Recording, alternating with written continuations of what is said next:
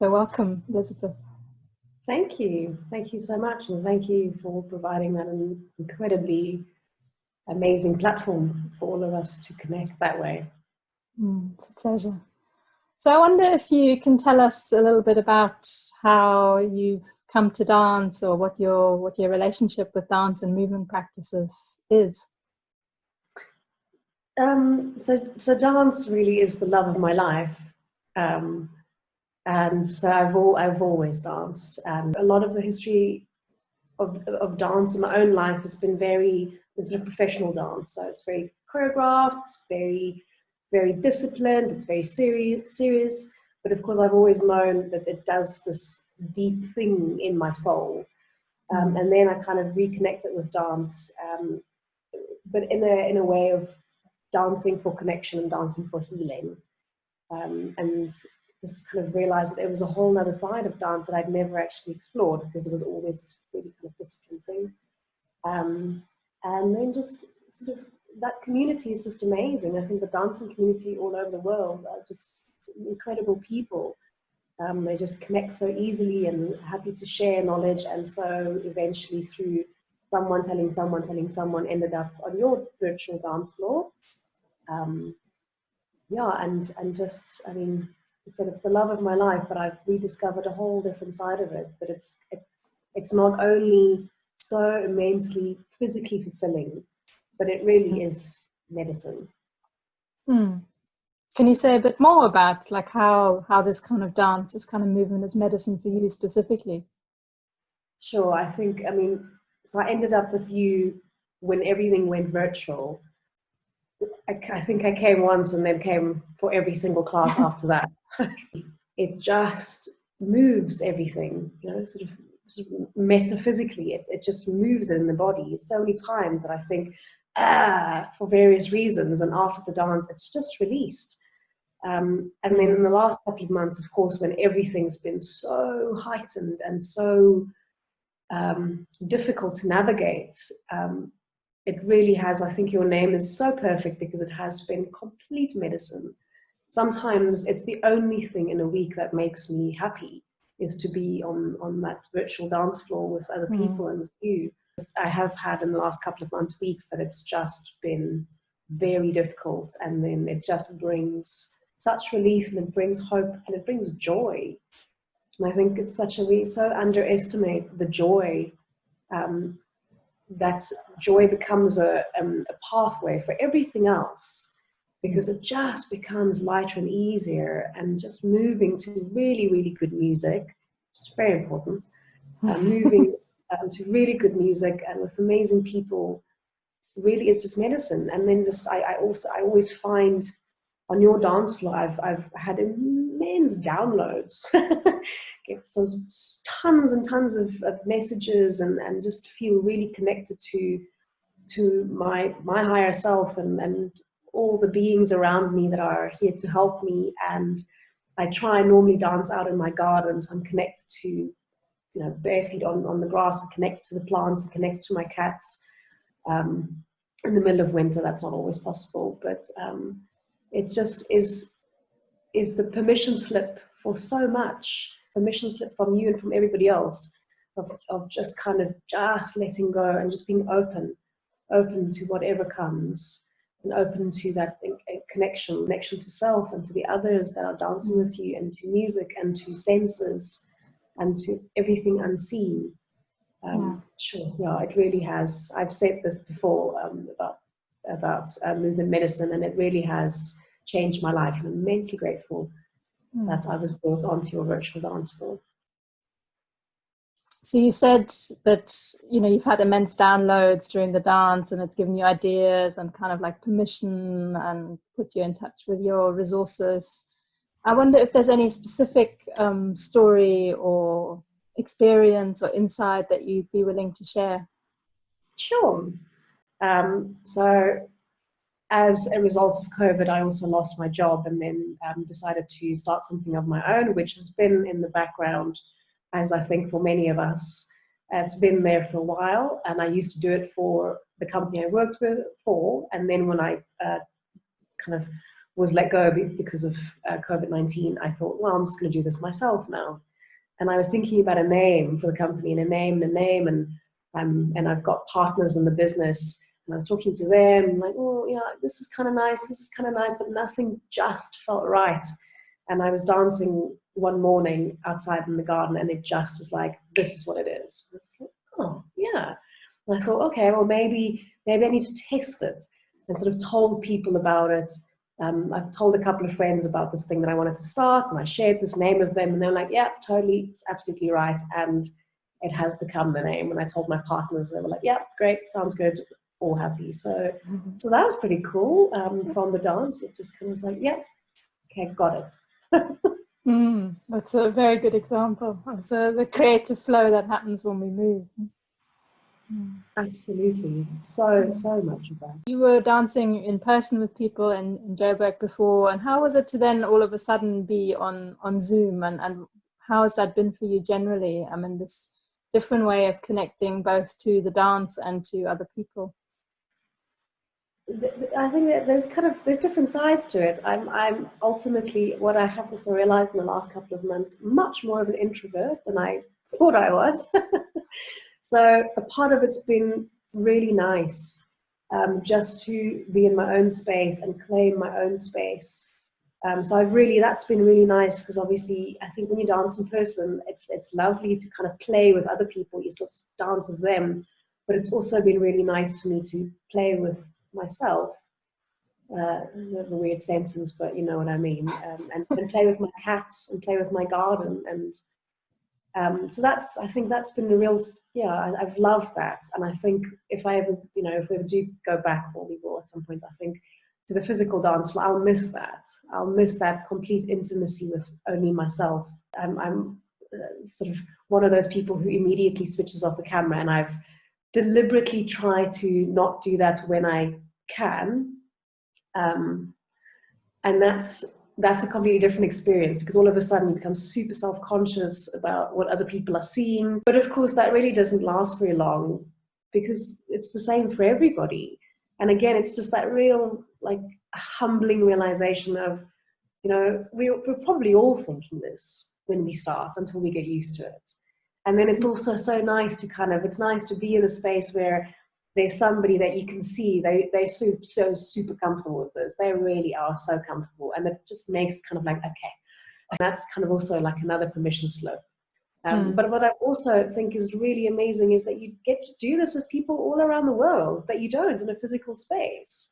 And I would never have come to your dance floor if it wasn't for virtual, because I live in Joburg and you don't. So how amazing is that? Not knowing anything about these people, I start to see them often now, and really sort of kind of make a connection with them. And that would have never happened if it was just the physical. So incredibly grateful. And I also think there's something so beautiful about that intimacy, that we get to see each other's private spaces. So beautiful to have that openness of sharing people's what usually would be hidden, and now we're just all in each other's living rooms or gardens or wherever. So I'm intrigued. So you said that you mostly feel shy and you leave your camera off, but a few times, I know this because I've seen it, you've switched it on. So I'm intrigued to know, what happened in those moments that made you dare to be visible.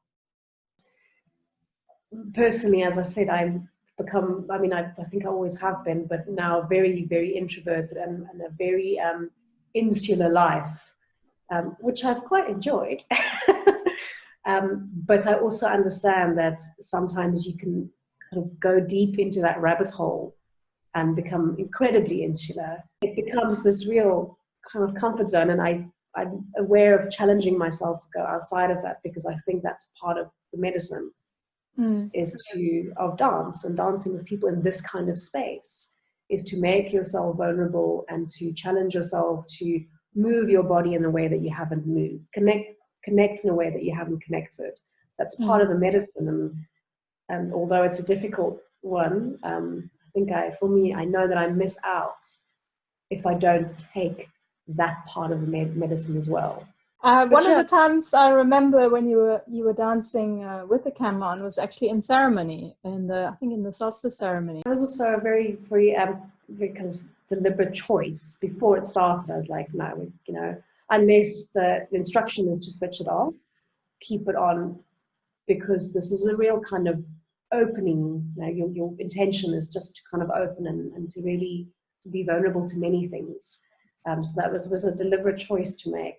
And sometimes it's really nice to know that you're adding that, like you're adding your movement, your voice, so to speak, to the collective, as opposed to a blank screen. I think that was really nice for me, is just to kind of remember that not everything is about me. Yeah, just kind of get over yourself a little bit and give to the community as well, because it actually is far nicer to see people move than just to see you. I mean, nothing wrong with you, obviously, but then just black. And I'm sure it is for you as well. Sure, you've got many friends who dance, and then you've got friends who don't dance, or other connections with people that don't dance yet. What would you say to them to invite them? I mean, what would you want to? Well, my friends are all a bit sick of me talking about dance. It's the best thing that you can do for yourself, and it's not what you think it is. Because I think everybody's idea, if you haven't danced before, and this is when I talk to friends, their idea of it is very different. They think it's something completely different. It's not a choreographed class that's about kind of like learning movements. And it's also not, and I think again, it's with movement, it's always like that, isn't it? There's self-consciousness. And I hear my friends talk about, it just feels silly to move alone. You'll remember that it isn't. You will. That's part of what it does. It reminds you that it totally isn't. It's so normal. And the awkwardness is part of it. Even if you've danced for a long time, there will be days and moments when you feel like, oh God, this is a bit, it doesn't feel quite right today, or it's not the dance that I wanted to dance, or don't have any energy, or any of those things. I mean, it's a bit like any meditation practice, really. There's days when it flows, and there's days when it feels like, what am I doing here?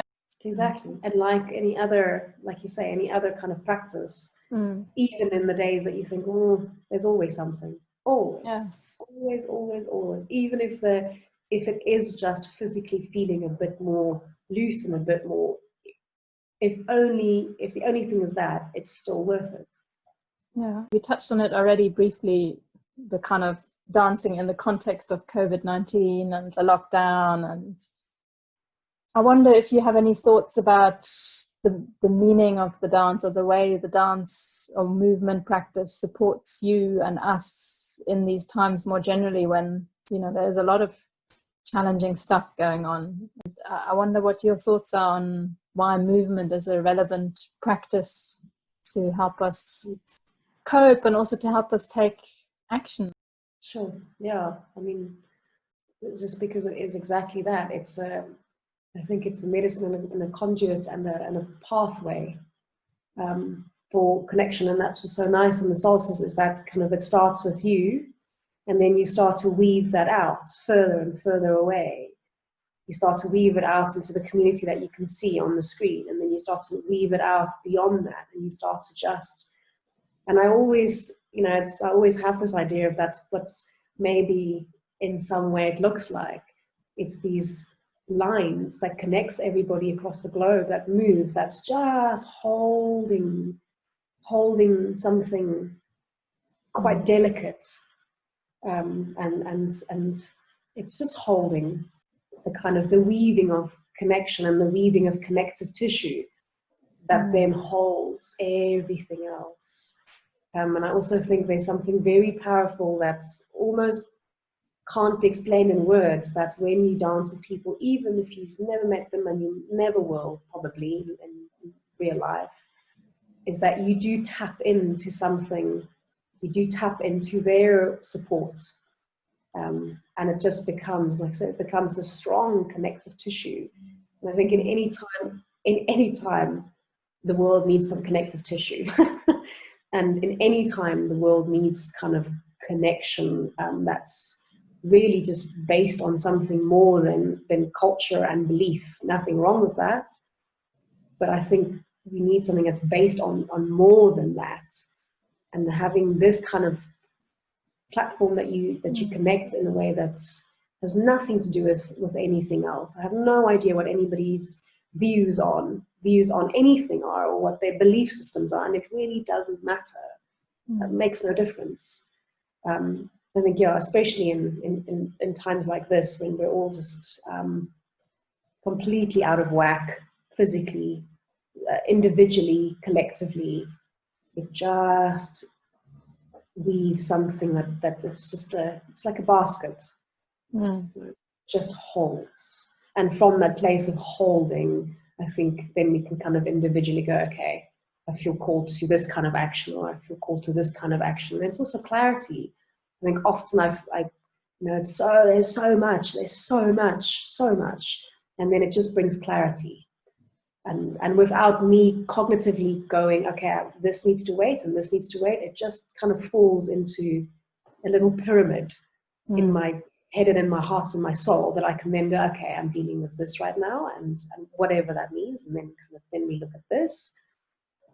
It just kind of sorts things out in a way that's very soft.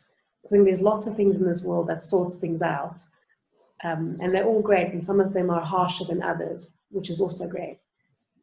But in a harsh time, for me, it's really nice to have things sorted out in a soft and gentle way. Yeah. Awesome. And yeah, thank you. Like, really just immense gratitude.